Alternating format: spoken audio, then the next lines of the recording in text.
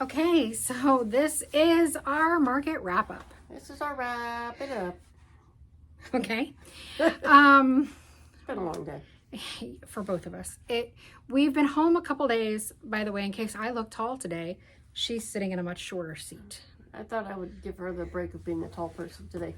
And if you happen to hear the sound of a little meow, we apparently have a new member of the crew here at the factory. So this is Pita, P-I-T-A. Oh. I don't know if she'll rejoin us. I don't know. While we were gone, my son messaged us and said, I think we have rats. And Kitchen garbage can was tipped over, everything was pulled out, so we were getting ready to get an exterminator. Yeah, stuff was everywhere. And then about 2 days later, my husband messaged and said, I found this little kitty in the attic of It's up in the roof. Yeah, in the like the ceiling area. There's sort of a mezzanine. It's where all of the air conditioning stuff is, and I don't know how she would have got up there. This is a puzzle that is going to drive me insane. I don't know how she got up there. We think she had to come from a different unit and came through the Somehow overhead. through the walls. Yeah, the Sometimes false they have ceiling. openings between units. But my husband decided to keep her, as he always does. Did he decide, or did we kind of all just say, "Ooh, new shop cat"? Well, I wasn't part of that discussion I might have initially. been part of that discussion. I wasn't part of that discussion. Everybody always blames me because I love cats so much that I'm the reason we have all these cats. And yet, I'm rarely part of the decision making. Well, we all know you want the cat, so we just all decide for you. Yeah, that's kind of how it goes. She's a sweetheart. She's very sweet. Well, we're gonna make her camera ready, so Yeah. you'll. Oh, she's just looking over here. She's very cute. We'll get some footage of her to throw in here. But we wanted to do a wrap up. I'm just trying to distract from the wrap up. Yeah, and she came out here and she's cute. Yeah. So some of you were super, let me rephrase that. All of you were super supportive. Some of you said bad first day, bad Friday, but it's going to be like your best Saturday ever.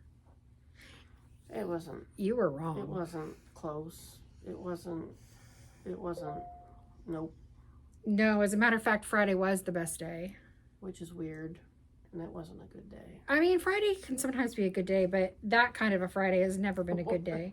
But Friday was like a Sunday, and Sundays are usually bad. And that held true. So we did about $300 on Sunday.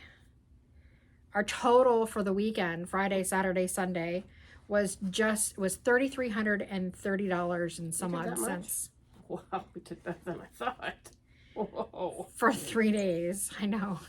I would not have guessed. So we didn't break even, not when you considered, $1,000 for hotel, travel up there, food, the cost of the booths themselves was right around $1,500. And of course, cost of goods sold. And we both talked to other vendors throughout the afternoon, and it just didn't seem particularly good this time around for anybody. We didn't know anybody who was happy with what they did at this market. And I think the candle lady did good. She and her folks had nice candles, and they looked like they cleaned out pretty good with her little dessert candles. I don't think I took video of that booth. Well, it looks like a sundae or an apple pie, but they're candles. Yeah, they did. She said they did good.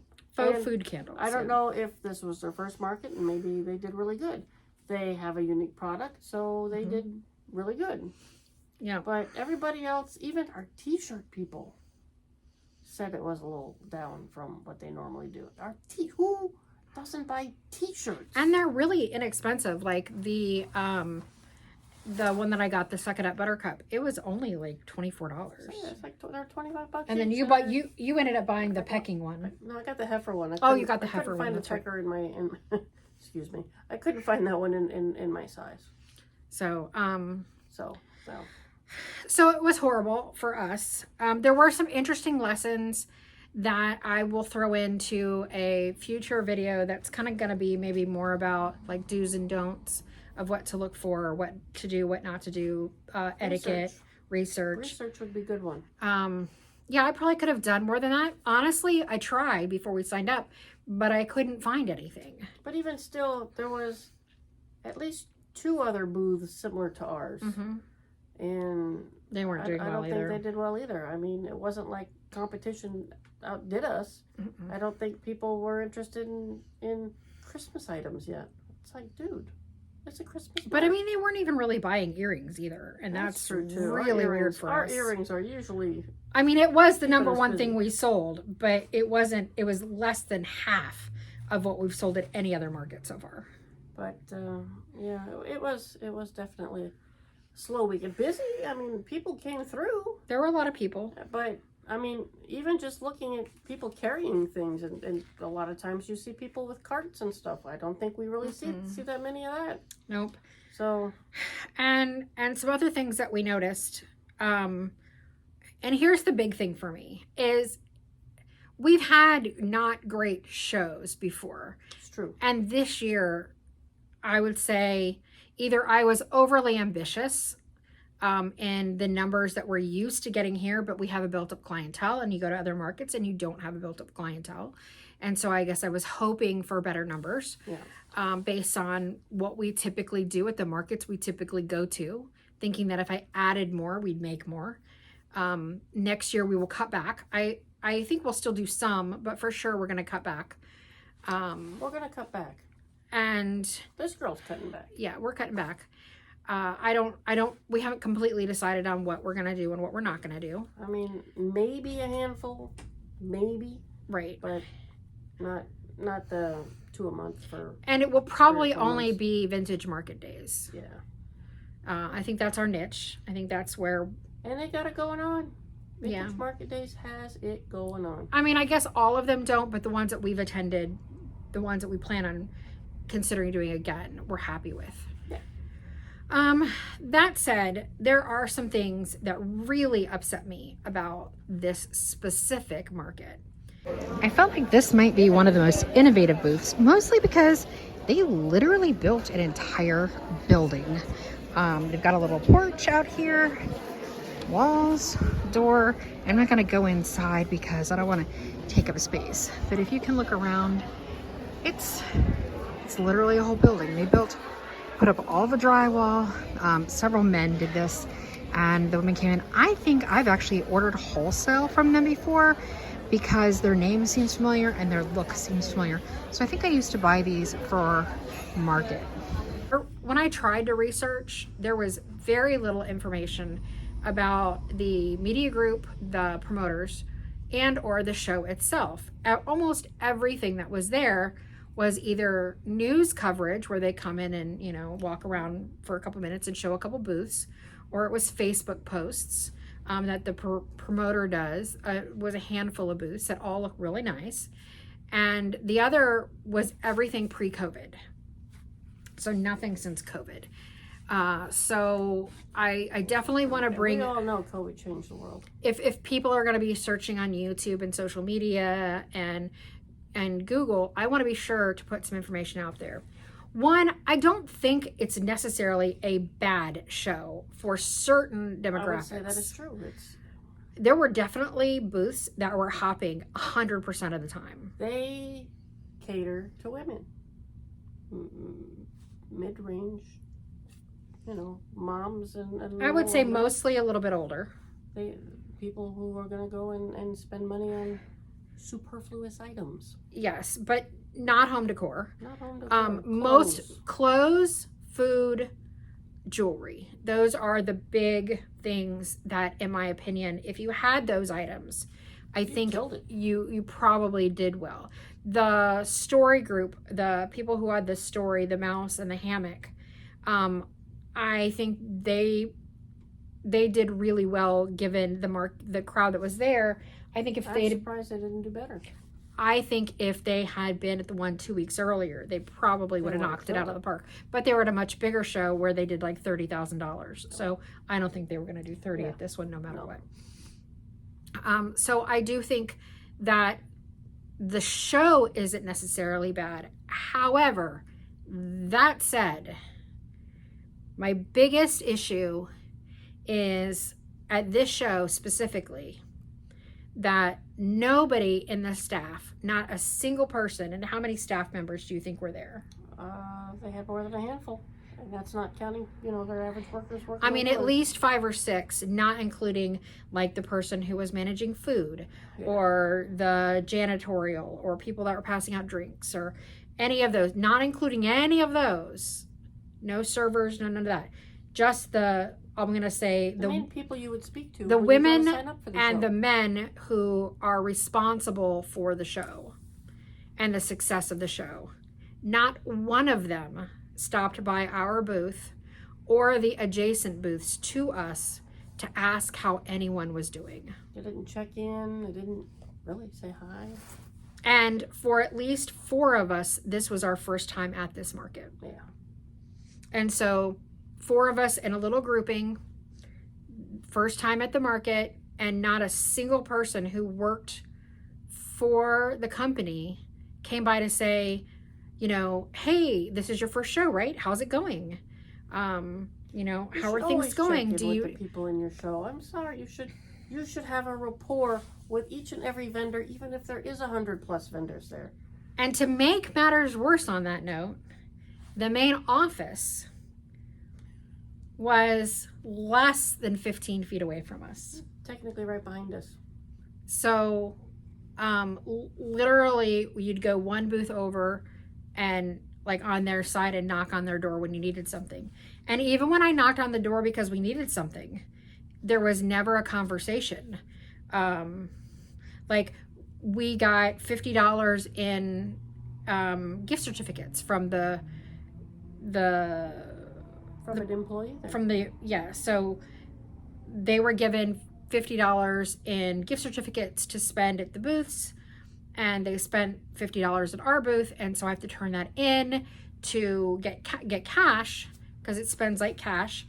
And when I brought it to, I'm pretty sure it's the owner or the owner's wife, she was like, oh, she was talking with 2 of the other girls. She was like, oh, yeah. And she's like, oh, I don't have any cash.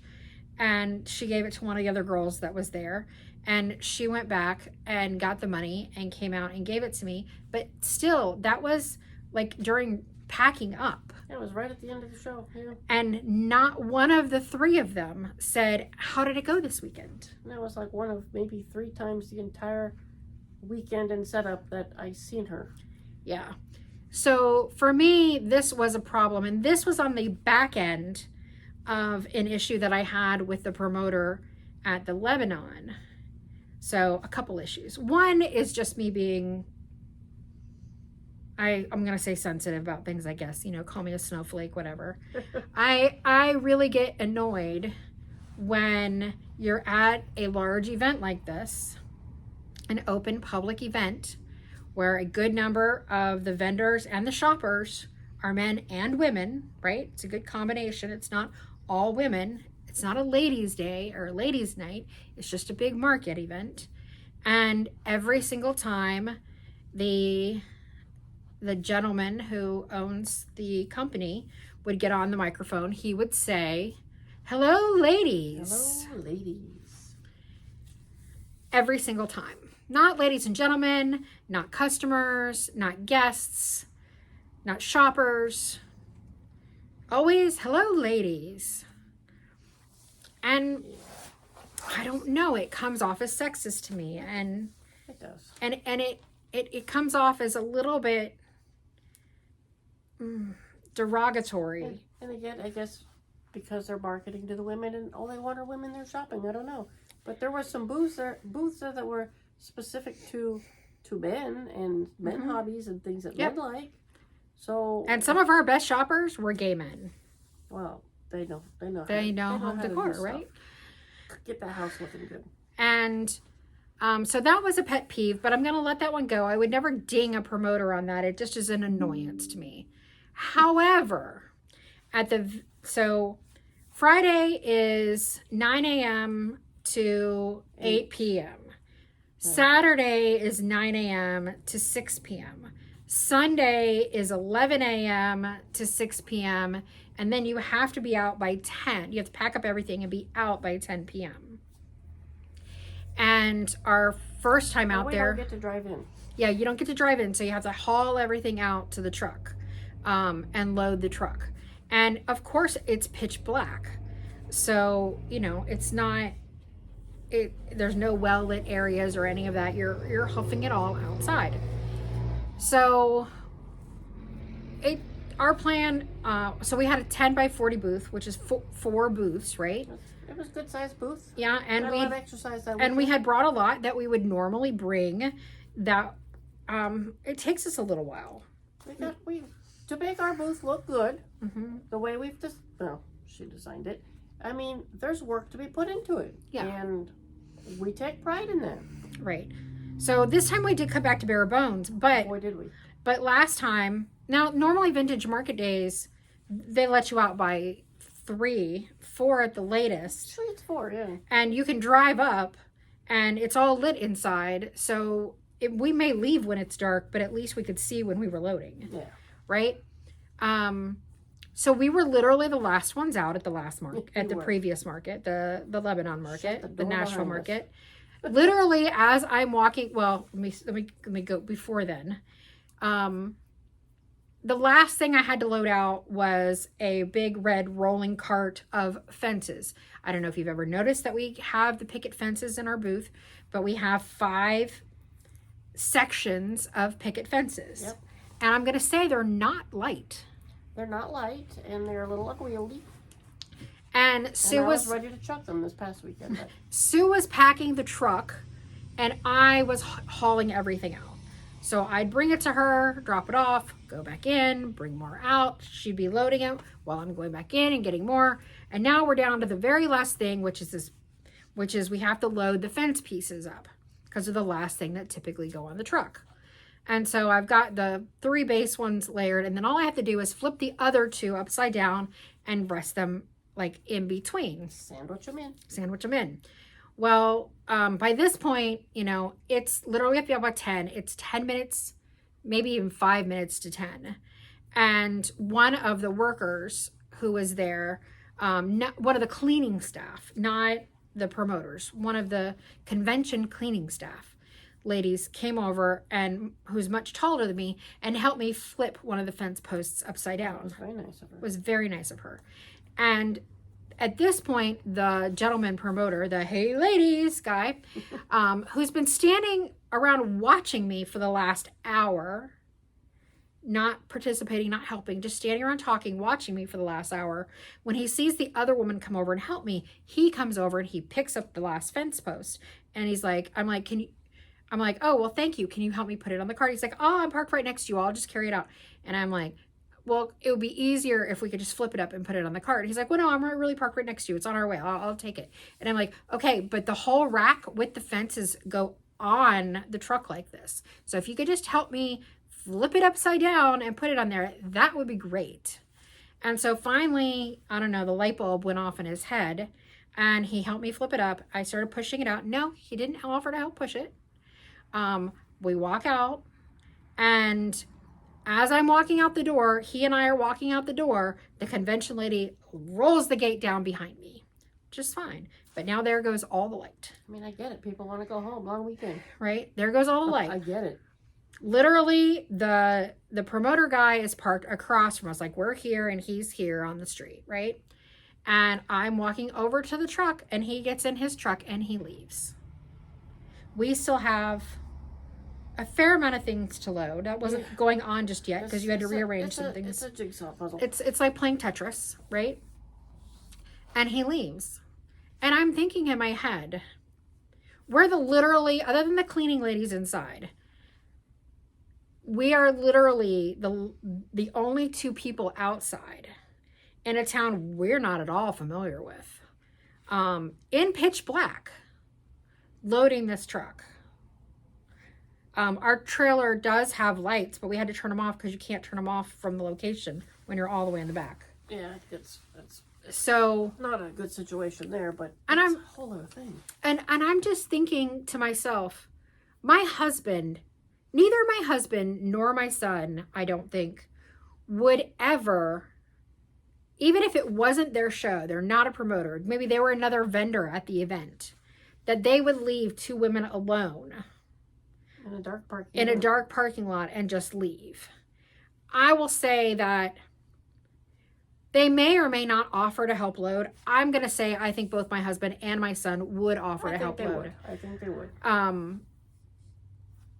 Even if it had been a long day, I do think that they would offer to help, but that's irrelevant. I know they wouldn't leave. And I don't know many men who would leave, especially when you're the promoter of the event and these are your vendors that you need to be off premises, loaded, and out of there safely. I mean, it's the South. I figured people was raised with manners. That was something that was missed. I mean, for women, yes, we want to be liberated and we want to do all these things, but we all know the truth about it. If somebody was going to attack us, we're going down. I mean, anything can happen out there. You gotta, this is your promotion. You gotta keep an eye on people. What if something happened and I got hurt out there? Well, and that's why, like, I'm not upset he didn't come and help me earlier. Although, it's not his job, I get it. Not his job to load it's not his job to help load, to help do any of that. And I'm okay with that. But then for him to come along at the end, like he's being, oh, here, let me help you. When you know you've been sitting over there on your butt talking to people for the last hour, not doing anything to help. And now you're going to come at the very last second and be the hero who helps us whoosh this out of here. And you don't even bother to listen to what we actually need. And then you just take off.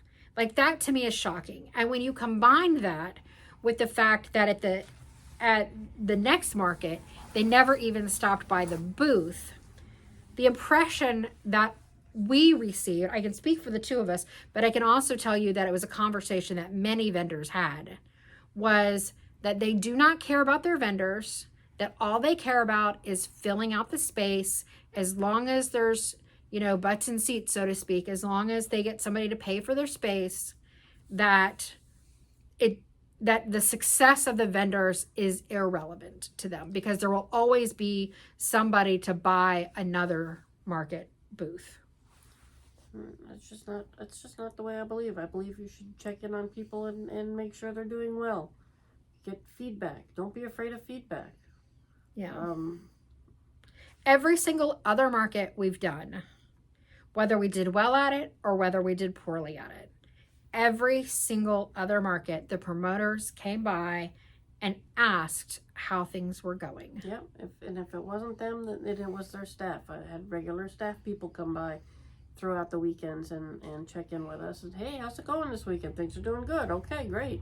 Yeah. And I know, the first couple events with Laura from the promoter from Perry, spring was a disappointment and fall was a disappointment. And then we did Charlotte, which is the first time we've done Charlotte. And Charlotte was actually our best market of the year. And I know we haven't done a wrap up on that one yet or even anything on it, but we will talk about it. The smallest one too. It was. She only had 50 vendors there for Vintage Market Days. And it kicked butt. And we will talk about how good it was, especially in comparison to the other markets that we've had.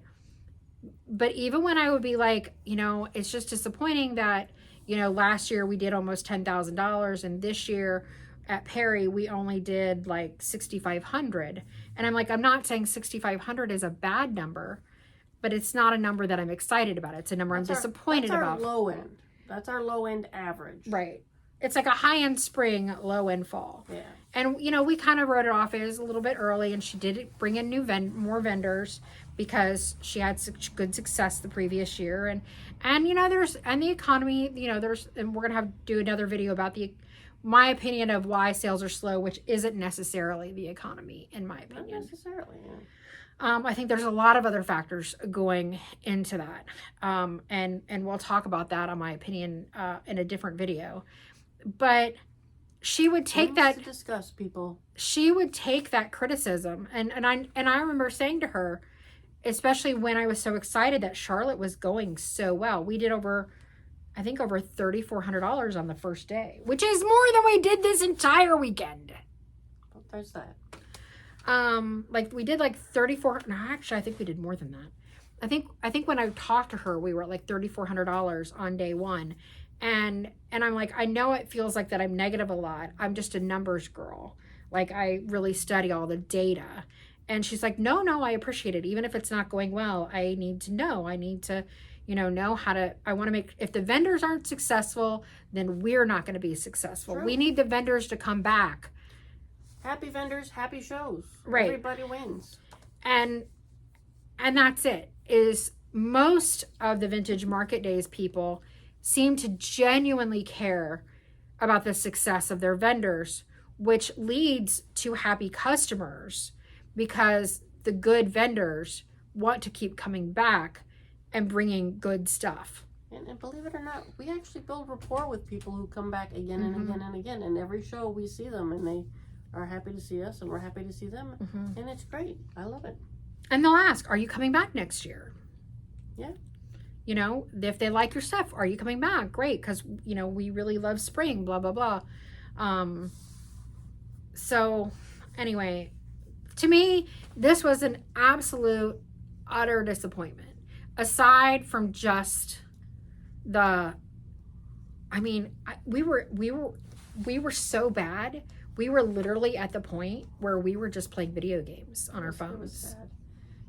And I don't want to diss any of the vendors there because there were a wonderful booths, but it was very much a swap meet mentality. Get them in the building and people will walk through and they either buy or they don't buy. And I don't feel like the promoters,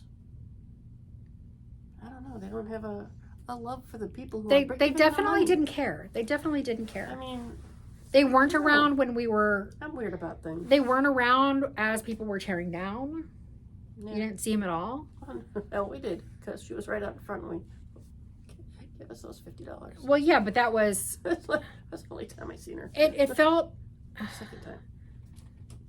I don't know. It definitely gave me a bad vibe. She was not personal. She was a bit snotty. Like, in the Lebanon market, I kind of gave her a pass because she had a new baby. She does have This a new baby is maybe like 6 months old now, Probably. if that.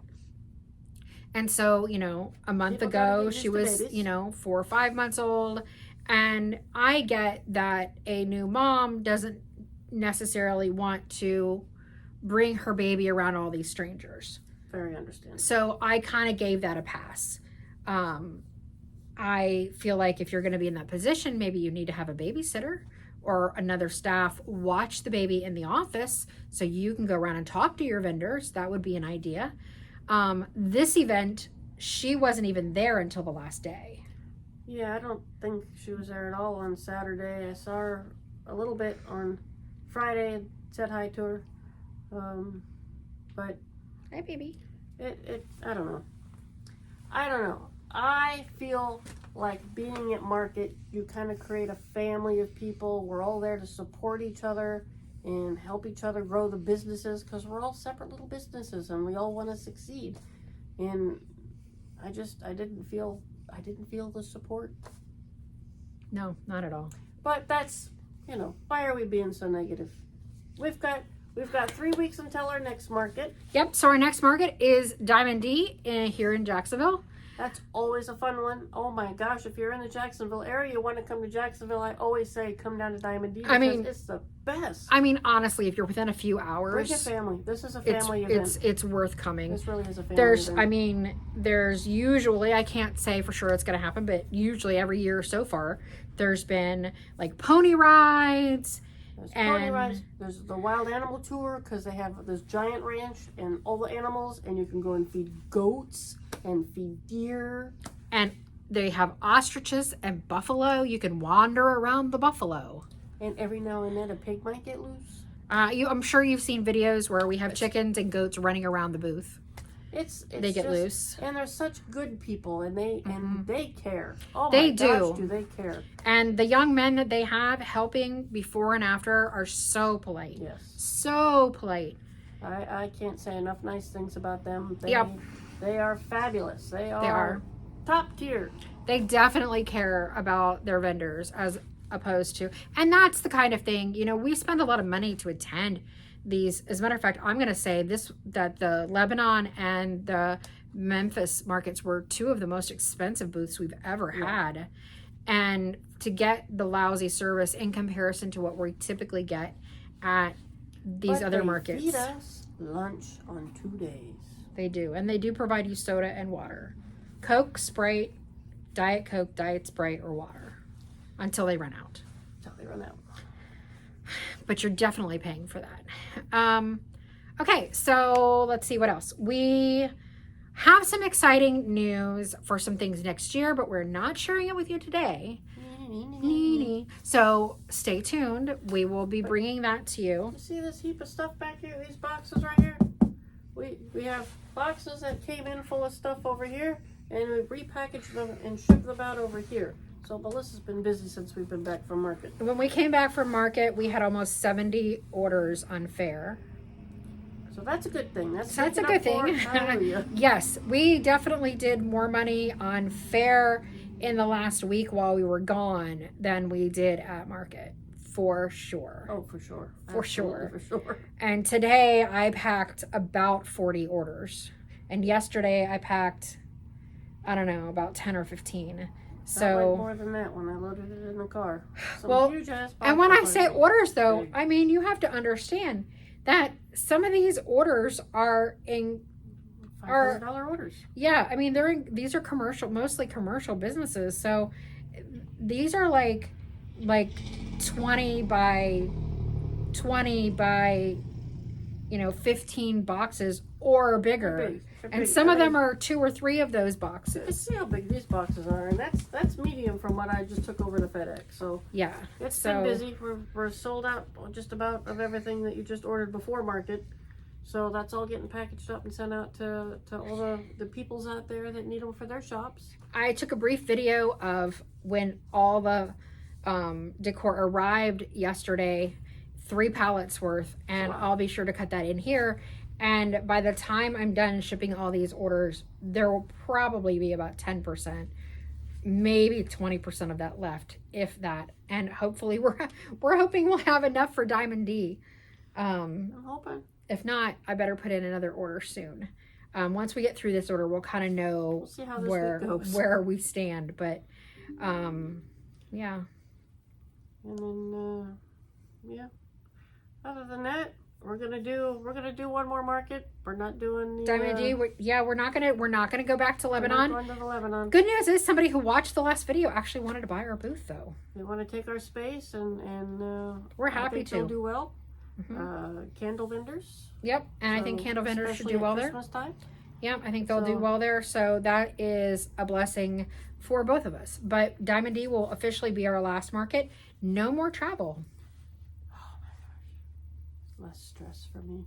Yeah, a lot less for us, for both of us. I had a few trailer issues on the way back. It's been a crazy weird week. This last trip was in every shape or form. The hotel, everything was just something was wrong in every part of it. It was there was just something wrong in every part of it. So but we got a cat. We came home. Possibly a pregnant one too. Oh, we're not talking about that. Oh, shh.